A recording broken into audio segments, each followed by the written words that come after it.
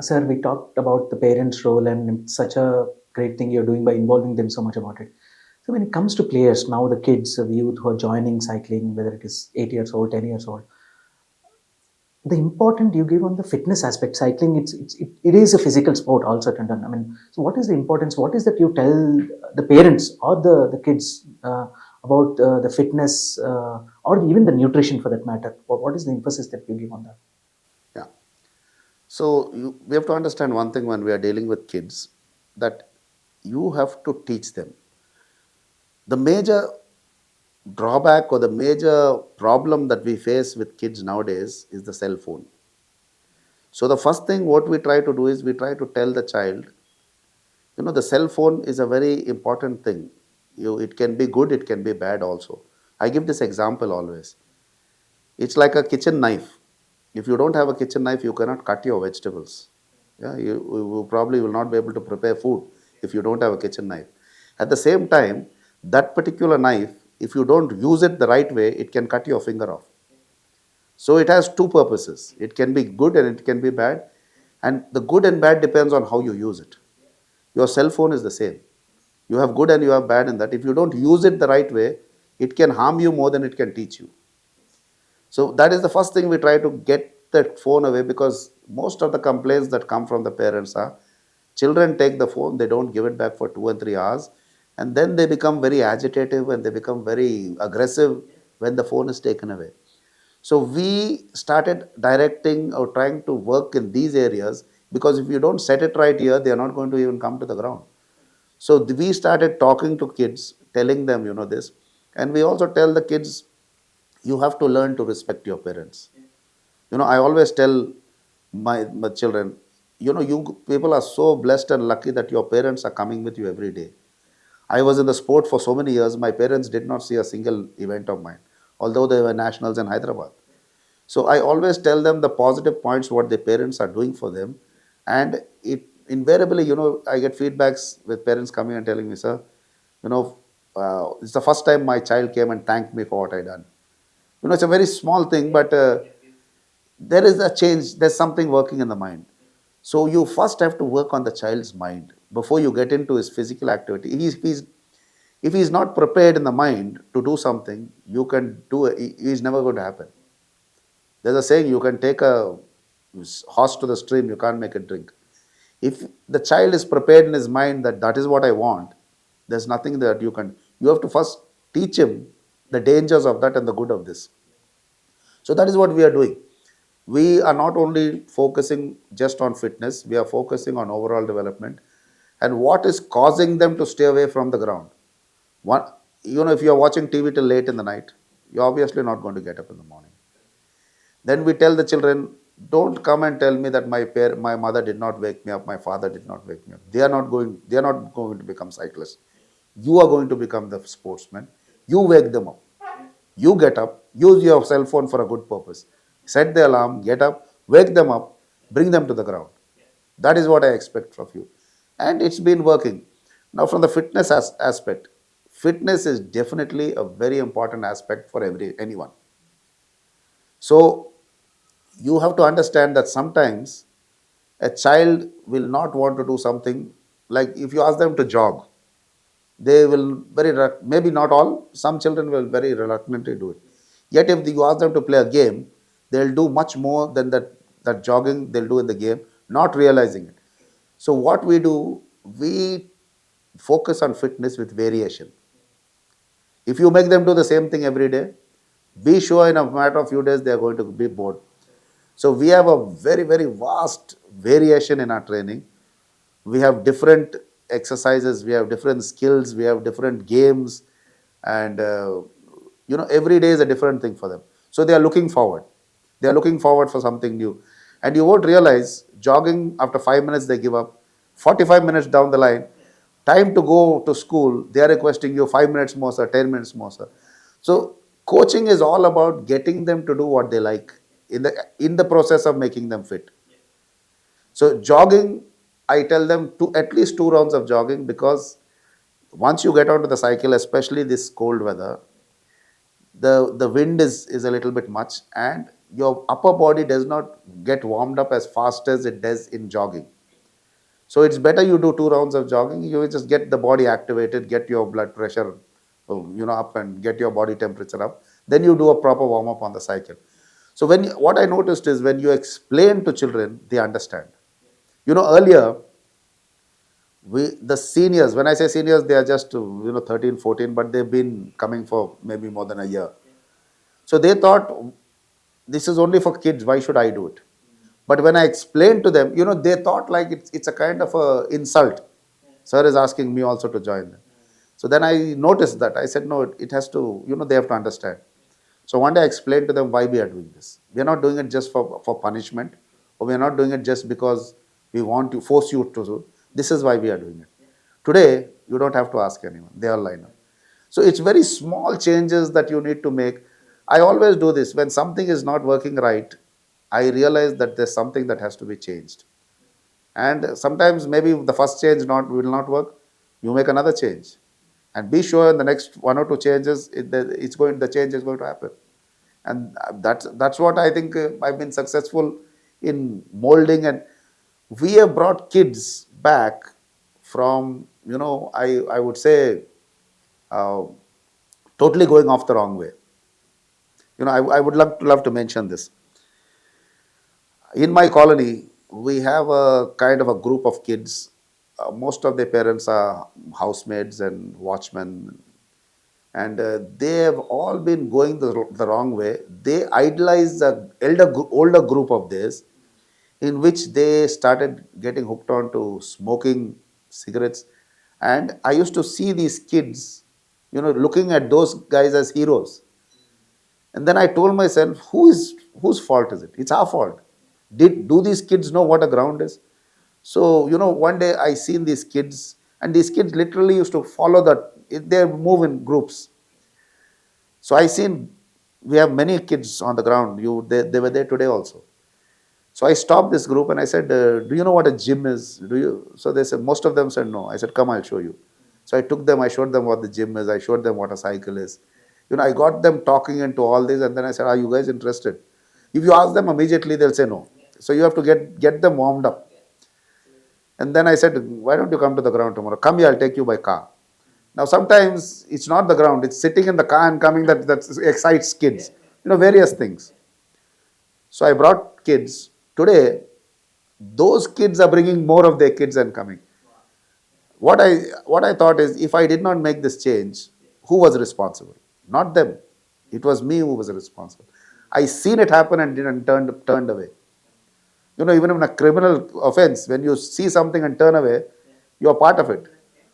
So that is what, now when I see the change in these kids, and I see them going for nationals, and I see them teaching others and bringing them, it's something, it's a feeling that it's priceless. It's a feeling that you cannot buy. Absolutely. So the next thing I immediately jump on to after the fitness is, these days there's so much importance on the nutrition aspect, what they eat, whether it is before the tournament or during off season, or when they on a regular days when they have something event coming up and everything. So what aspect or what is that you tell the kids around the nutrition? I always tell them training is not just training on the field of play. Training is a 3-part program: training, recovery, and nutrition. Any one of these areas you're lacking in, you're not going to make it big. Because I can see what you do on the ground. I cannot see what time you're sleeping. I cannot see what you're eating. So it is teamwork again here. I can teach you what to do here. You have to tell me what you're doing there. So I explain to them why nutrition is important. You know, like I explained to them, we have classes, and sometimes you have to get down to a very low level. Not low, I won't say low level, a child's level. Yeah. So I tell them, like, you ask a kid, what do you like the most, or what fascinates you the most? Most boys will say, these fancy cars.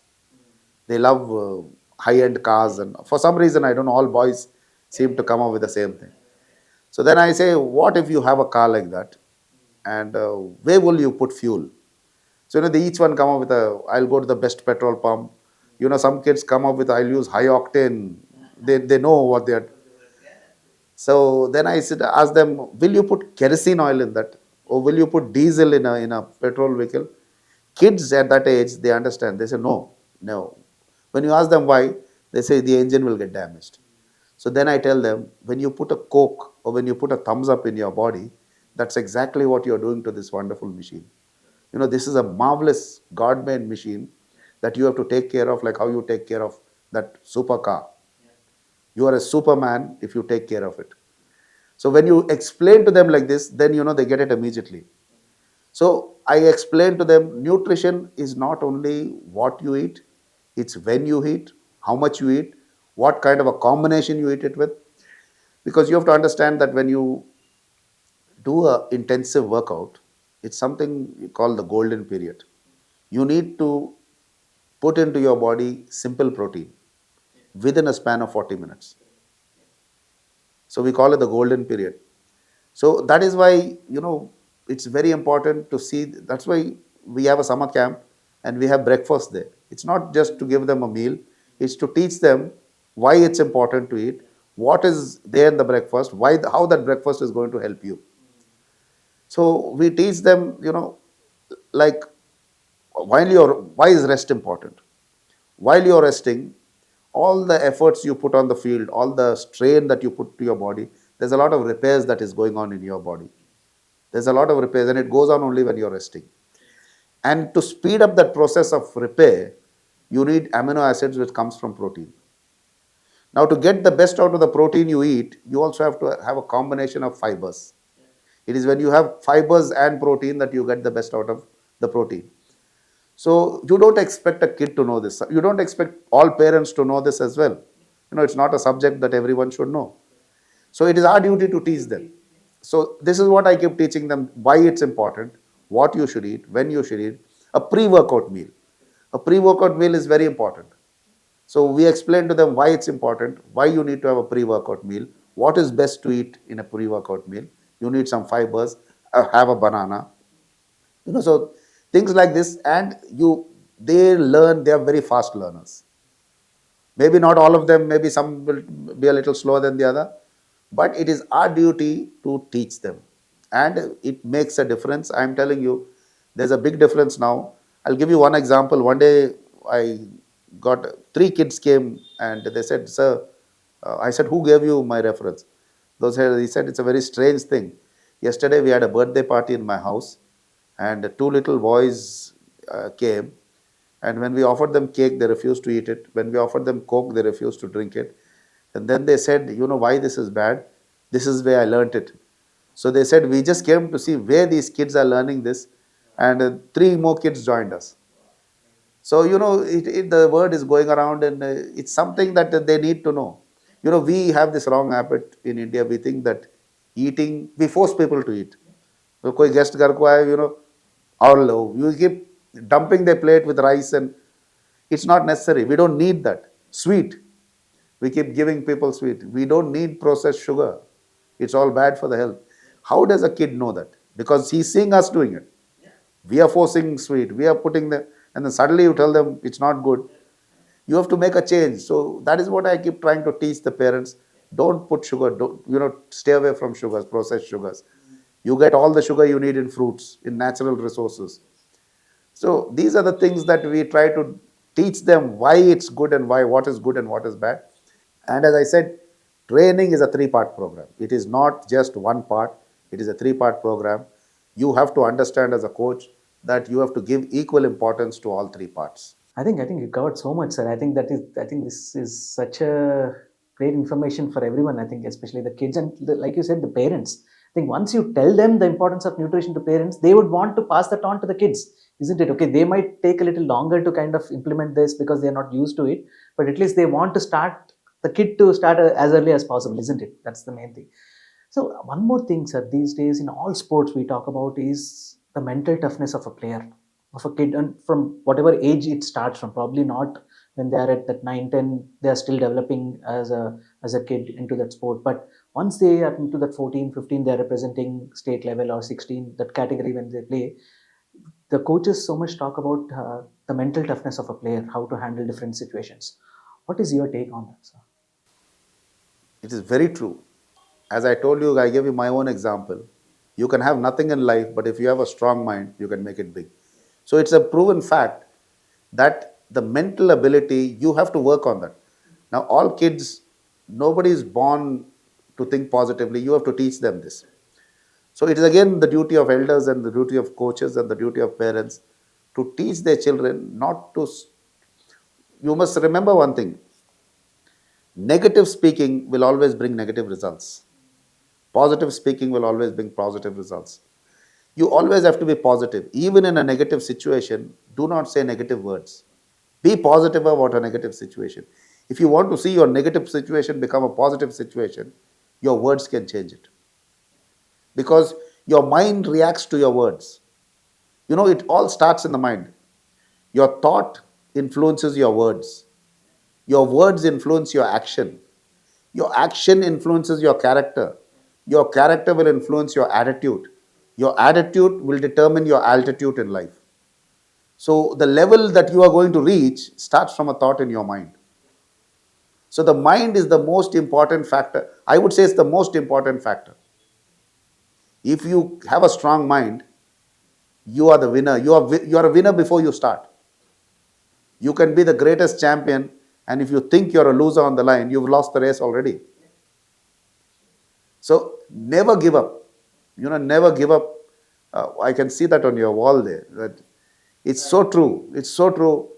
You know, sometimes you give up just before the finish line, and you realize that just two pedals more, and I could have been there.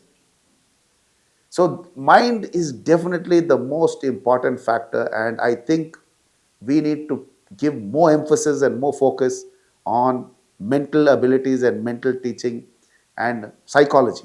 And is that something the kids or the players shouldn't be shy of learning it? So it's something Yes. that it's not something which they were told before. It is something which many people are finding out also with the technology and so much things coming up in sport. But it's something even people are finding out, and it's never too late to tell the kids about these are the aspects how you handle pressure, whether it is anxiety, what does it mean, how does it kind of raise in your body when there's a final match is happening or when there's a tournament happening. So it's absolutely okay to tell the kids that okay, these are things and how you handle them, isn't it? Forget kids.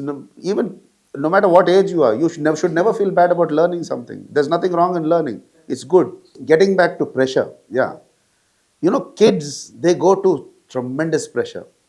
Peer pressure, homework pressure, school pressure, parent pressure. They are all the time under pressure. And as a kid, there is a kind of energy that is built up in them, and this energy, it's a pent up energy, it's a built up energy that if they don't release on in sport, this tends to come out in various other ways, like aggressiveness, uh, back answering the parents, disobeying. That there's a reason to that. This is the energy that is being built up that is not released. You know, they get very aggressive. They want to release that, but they're not getting an opportunity. So the stress buster, I feel the stress buster is a game. The stress buster is the field of play. If anybody is going through stress, I'm telling you, believe me, come to the ground for 1 week, you will forget your stress. Maybe it takes for different people, it will take a different span of time. But I can assure you, focus on a game, focus on something that you like, it will go. So our kids, unknowingly, they are going through a lot of pressure. And the only way that they can release that pressure is in a sport. They will release the pressure. You know, they learn so much on the field of play. I think that we need schools to teach only sport. Delhi has one. The Chief Minister of Delhi started a sports school. But to release the pressure, the only way is the field of play.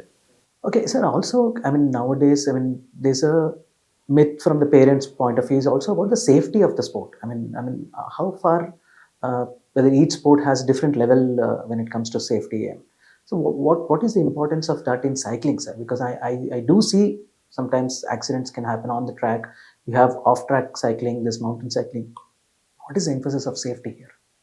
In the UCI level 2 coaching or any UCI classes, the very first most important factor is safety.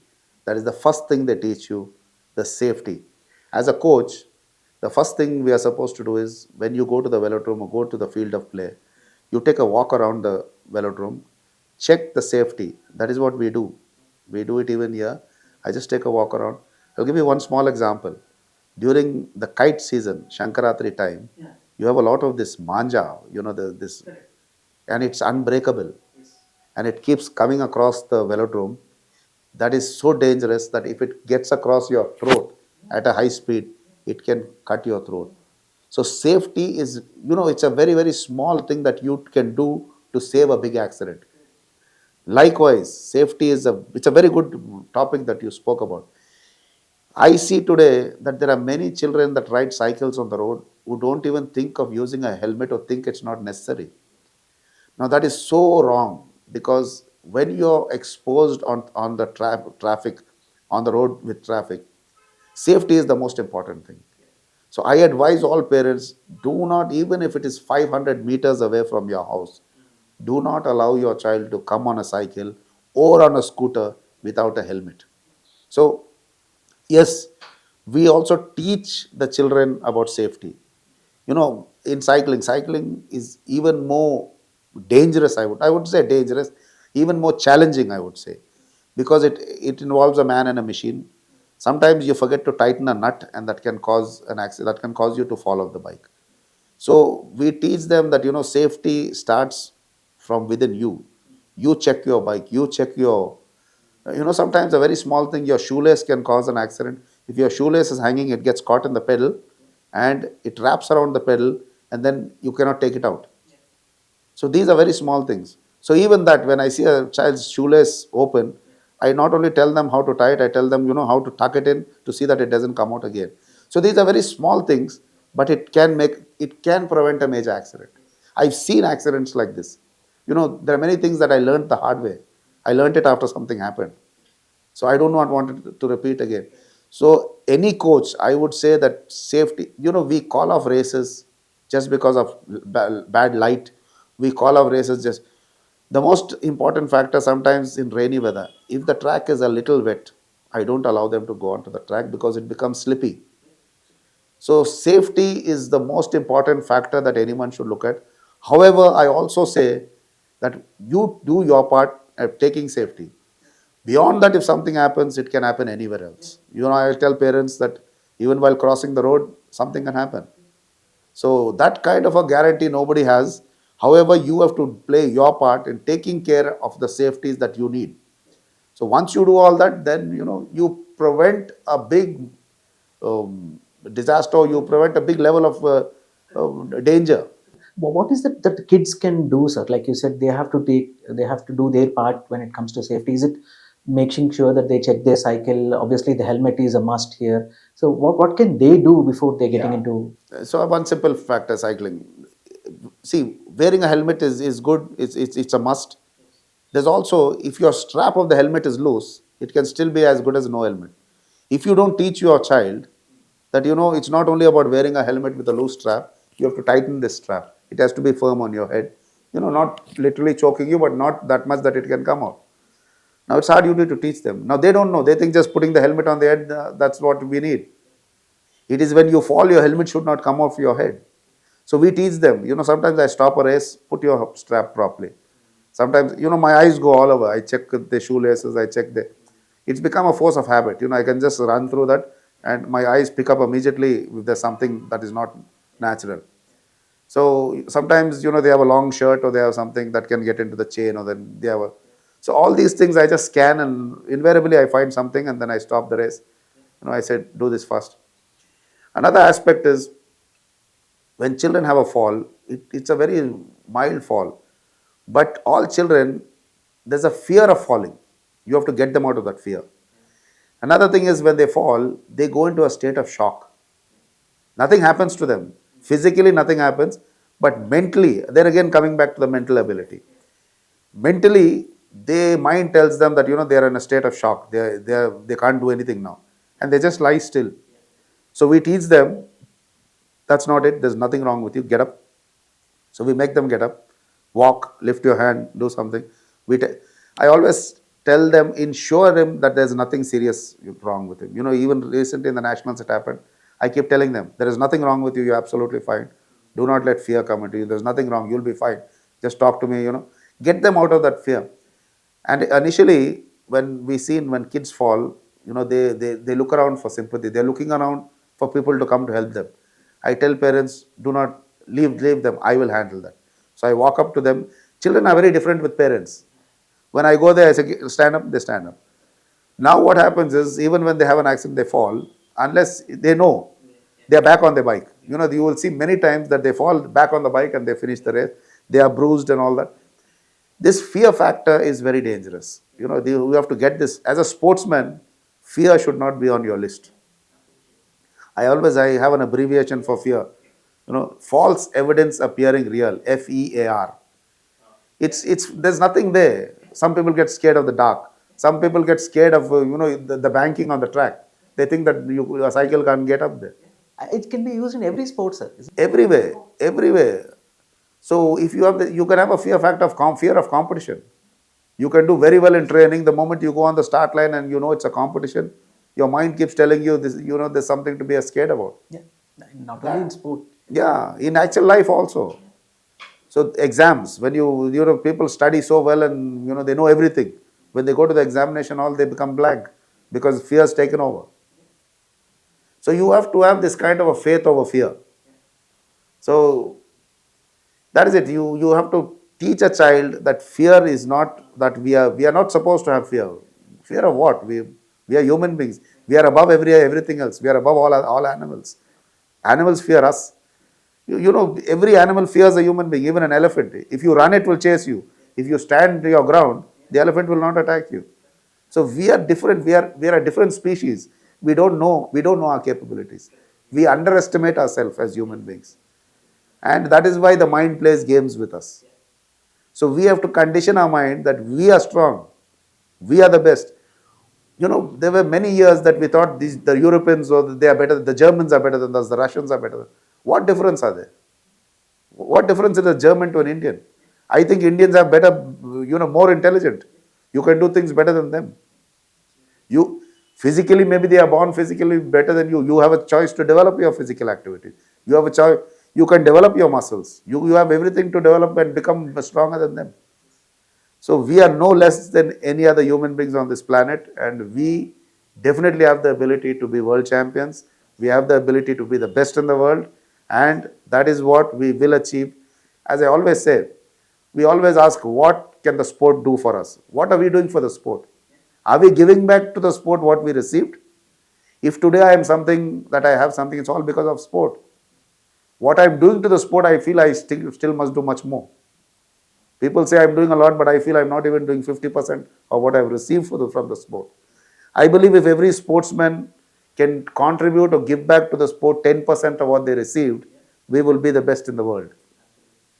Sir, I mean, we touched about a few things in terms of how you started cycling, and we went into the things which are needed from a parent's perspective, and also the players in terms of nutrition, fitness, recovery, and safety as well. So, what is your current role apart from doing coaching? I know that you're occupied from a coaching aspect, but I know that you also have a role from an administrative point of view. So, can you just a little bit about that and how that is helping you to kind of make this sport a lot more reachable to kids and everyone? Yeah. I actually am handling many other posts as well in the National Federation, the Cycling Federation of India, and in the Sports Authority of India as well. My role in the Cycling Federation of India, I'm a national selector. We are a 5-member committee in which every team that goes, represents the country and goes abroad, we are the 5 people who finally do the selection after the due physical timings and things that are taken. That is one role where I'm a national selector. The other role, I'm the chairman of the Athletes Commission. So if an athlete at the national level has any kind of an issue, they can bring it to me and we sort it out. And if we can't sort it out, we take it to the federation and the federation sorts it out. So basically, I liaison between the federation and between the government and the athlete, in which I enjoy it, because there are many things that an athlete can tell me and can't tell the federation.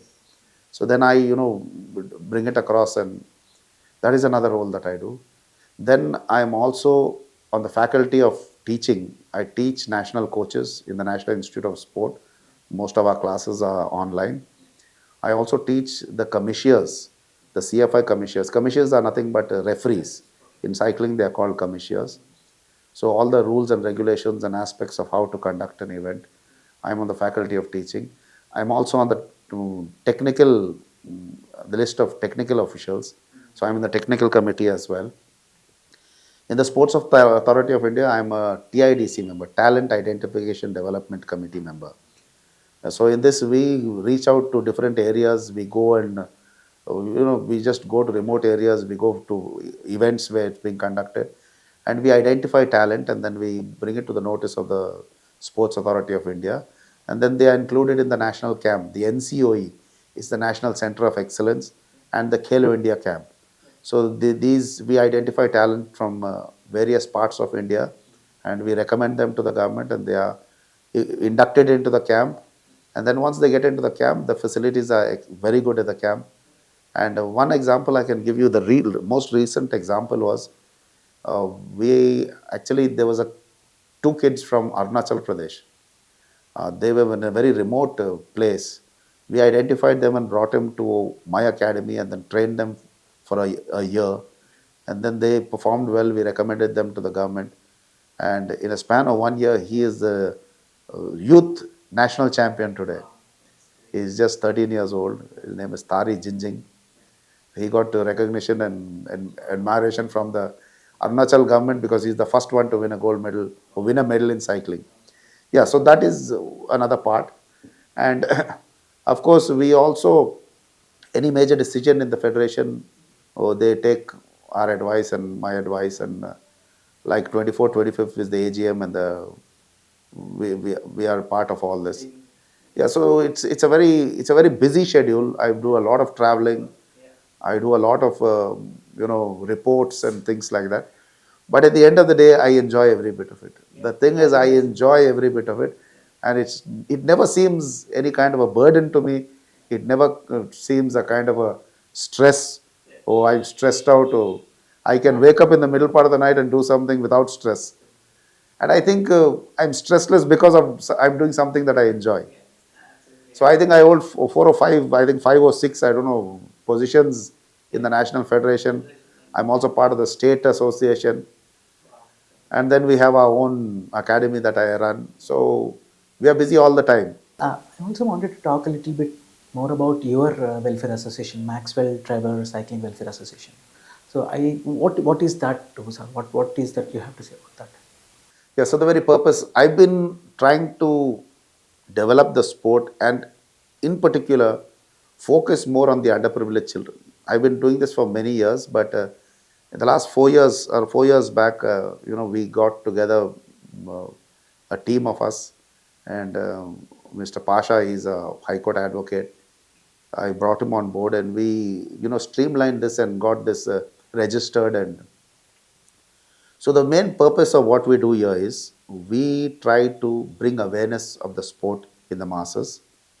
We try to focus on the underprivileged children.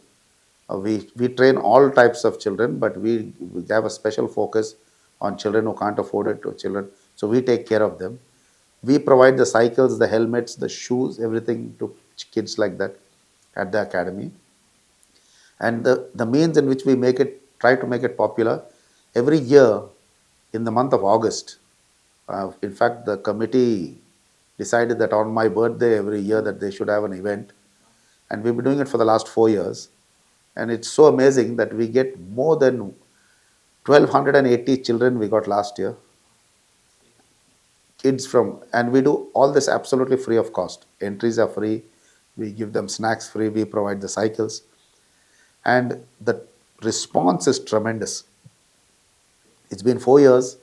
We have been spreading the word around, and there are many kids who have taken part in these, who started their career from there. Bindya is one. Bindya started her career from there. There are many more who started their career from this very event in August. Today they are in the national camp.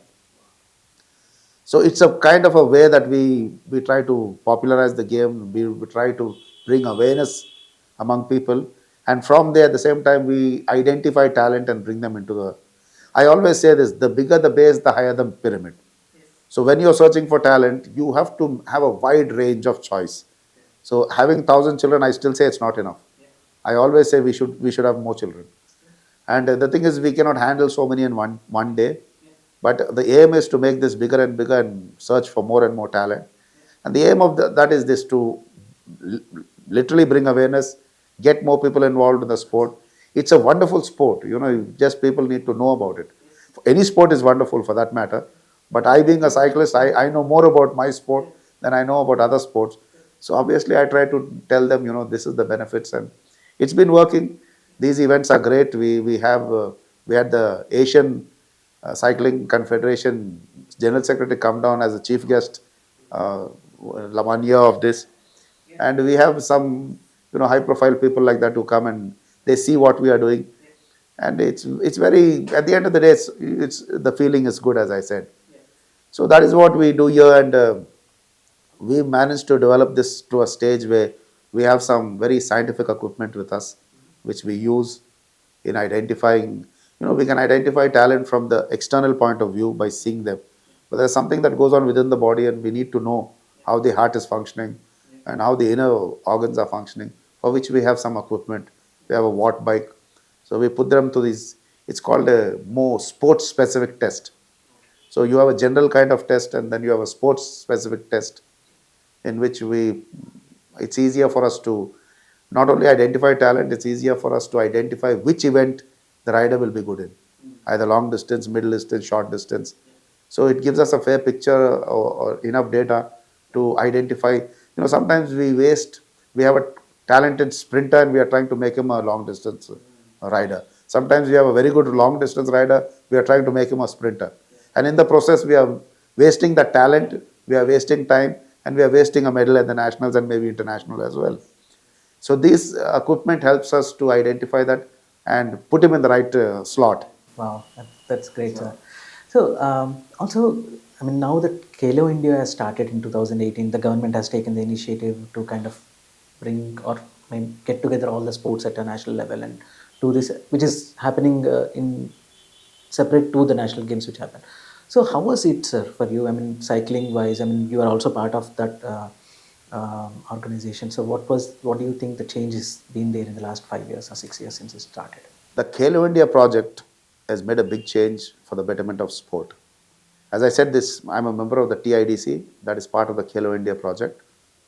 And this, they target children between 12 to 14 years. And we identify and give preference to this age group. It's called the youth category. So we not only identify from nationals, we identify from any other event.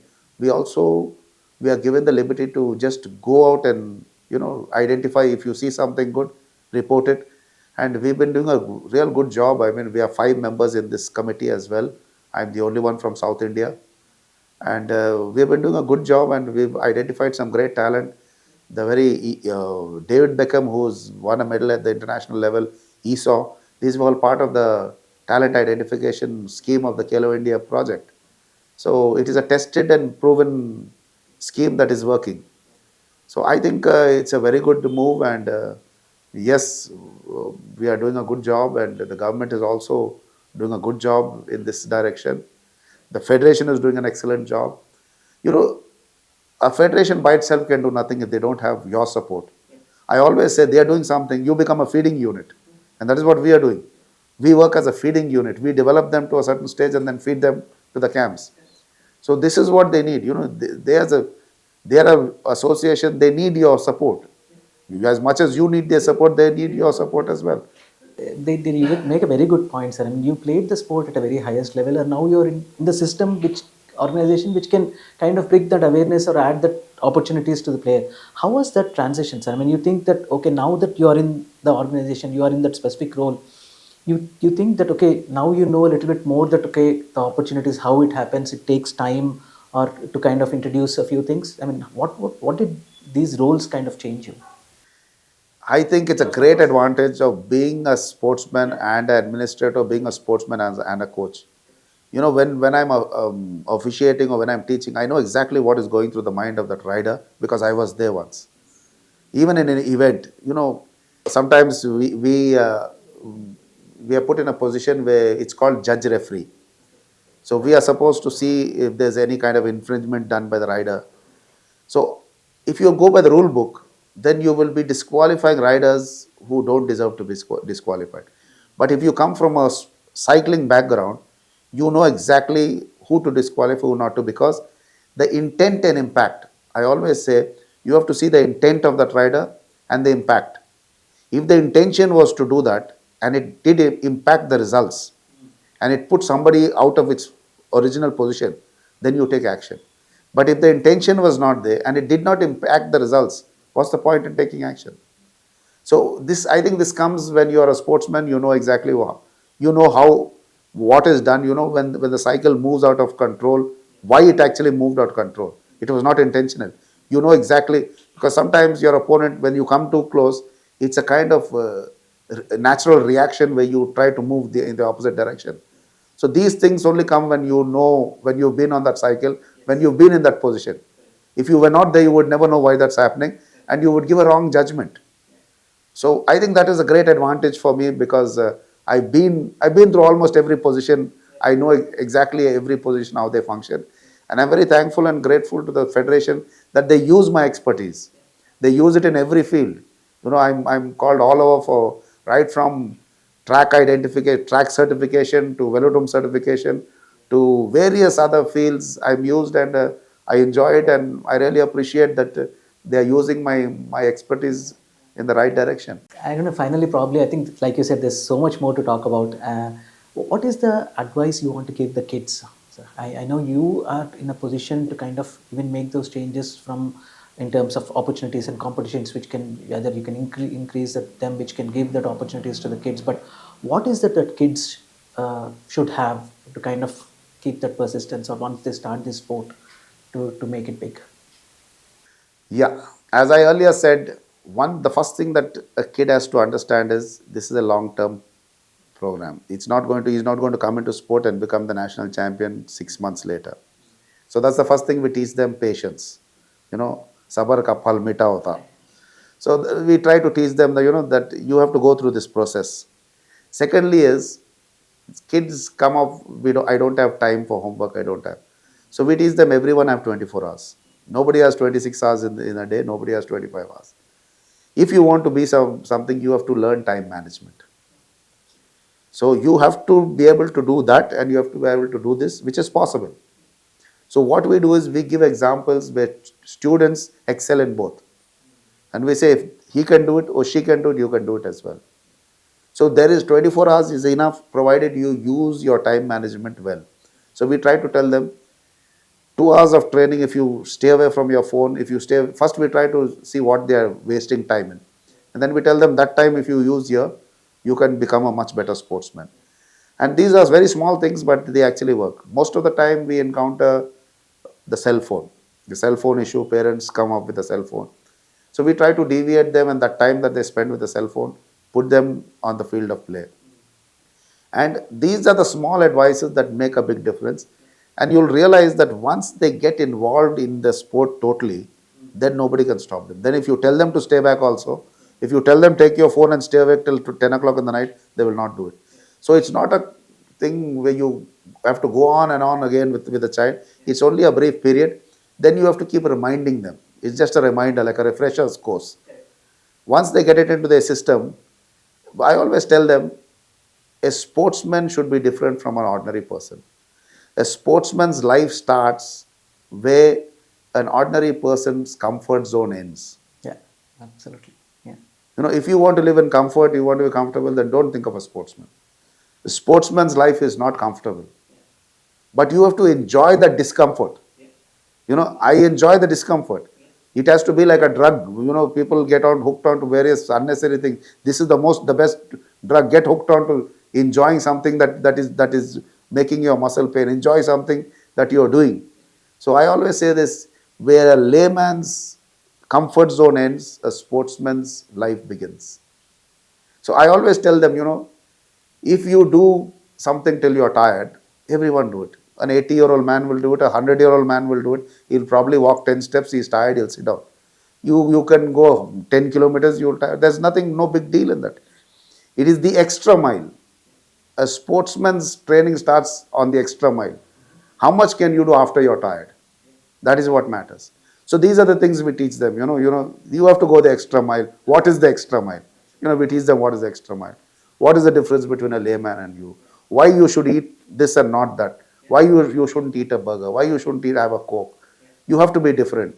You want to win something, and then once you realize that these things are actually helping you, then things change, and then you will notice that once it gets into your system, you wouldn't want to eat these things also. So I think at the end of the day, it is largely our elders, parents, coaches, managers. It is we who need to teach our children the right thing. As I told you, they are like water.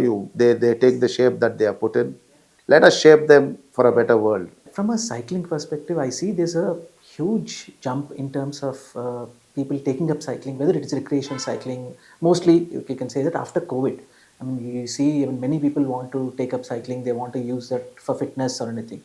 So, how did that kind of change, sir? You think that is really helping from an overall cycling perspective in India? Definitely. I always say you see the positive out of the negative. COVID was actually a very positive thing for cycling. Cycle stores all over the country done the best sales during that time. They sold the most number of cycles during that time. There were various factors. Some, bought cycles just because police was not stopping them on the roads on a cycle. So they could move from one place to another. That what also brought awareness, and they got hooked onto a cycle. For whatever means, whatever reason they purchased the cycle, it was a time that cycles were used the most, were sold the most. And after that, there were many of them who continued into it, and that brought a lot of awareness in the sport. And people who did not even sit on a bike and see the highways, they actually went out there and seen the beauty of nature. The most beautiful thing that you can enjoy is working on your inner fitness and enjoying nature, and that you can only do on a cycle. Walking becomes very boring. You'll probably cover 5 kilometers and you'll see hardly anything. On a cycle, you can see so much of nature, so much of beauty, and at the same time, you're enjoying your surrounding, you're enjoying the nature, and you're enjoying you becoming a better person, a more fitter person. So I think, yeah, definitely COVID was a very positive. Yeah. Because you also see many corporates getting into it for their employees' fitness to kind of bring up. I think these programs are being conducted, isn't it, sir? I mean, I think I think we were talking about Fit India. I mean, with the Prime Minister is starting that all over India. I think that will also bring a lot of awareness, isn't it, to the kids? Yeah, so any kind of a event that is held definitely brings awareness. So even the Fit India movement, where the government is involving cycling, it is definitely going to bring a lot of awareness. It is not only going to bring awareness among the masses, it is also going to bring awareness among the elite class, where people, some of them don't even think of a cycle, where you think that you should always move by a car. I can see even those people are coming and using a cycle, and using it for fitness, using it for transportation. I think we should have one day in the week only for cycles on the road. That can contribute to the environment. It can contribute. It can make a country a better country. We can save on fuel. I think and let us start it. Well, I would definitely say, in your known group, pick a day, like the government pick Tuesday, Fit India. Pick any day, but one day in the week, just use your cycles. If everyone can use their cycles, you are contributing a lot, not only to yourself, you are contributing to your coming generation. The less you pollute this planet, the more you're benefiting on future generations. Okay, that's a great suggestion, sir. Absolutely. So before we conclude, I'll just ask about. I mean, you have a great abbreviation for sports. Yes. I just want you to. Yeah, so SPORT. I always say it's seeing positive opportunities, and re- SPORT, resisting temptations, SPORT. Yeah. So seeing positive opportunities, resisting temptations seriously. So it has a meaning, There's a lot of opportunities you see in sport, and you see it positively. And the other side is you have to resist these temptations. As a sportsman, there's a lot of temptations. There's temptations to eat the wrong thing. There's temptations to sleep late. There's temptations to have a glass of beer. There's temptations every day in your life. So you have to resist these temptations seriously. It's not half-heartedly. Resist these temptations seriously. And I said, seeing positive opportunities. In every situation, as I told you, in every situation, you can see a positive opportunity. What is the difference between a sportsman and layperson? We see opportunities in our obstacles. We see blockbusters in our roadblocks. We see testimonies in our tests. That is a sportsman. When a layperson sees a test, he sees it as a burden. When he sees a hurdle, he sees it as a negative point. When we see these things, we see the other side of the tunnel. We see the positive side of it. I always say, when there's a roadblock in my life, this is going to turn out to be a blockbuster. There's a test in my life, this test is going to be my testimony tomorrow.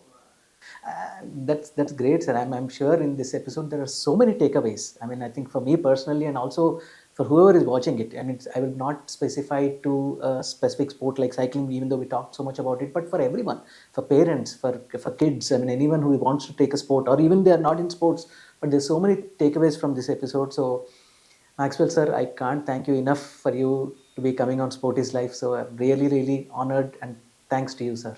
It is my privilege and honor to be part of Sports' life, and I really appreciate this platform.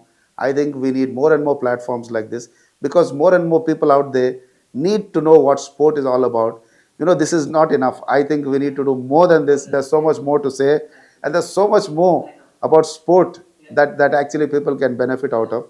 And what we spoke is not only for sportsmen, but it's for a lay person also. If you have a strong mind, if you can think positively, if you can see the negative in the positive, or you see the positive in the negative, that is what matters in life. So thank you, Mani, once again. Thank you for having me over.